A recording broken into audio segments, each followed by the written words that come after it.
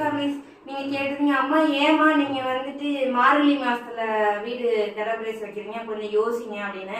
தாங்க நம்ம தான் வந்து டிசம்பர்லேயே வந்து கார்த்திகை மாதமே 28ஆம் தேதியே நம்ம வீடு வந்து புண்ணியார்ச்சனை பண்ணிட்டோம்.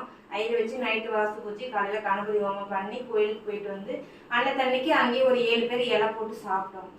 இப்போ நம்ம வந்து இந்த மாதம் 28ஆம் தேதி இந்த வீடு வந்து நமக்கு ரெண்ட் முடியுது.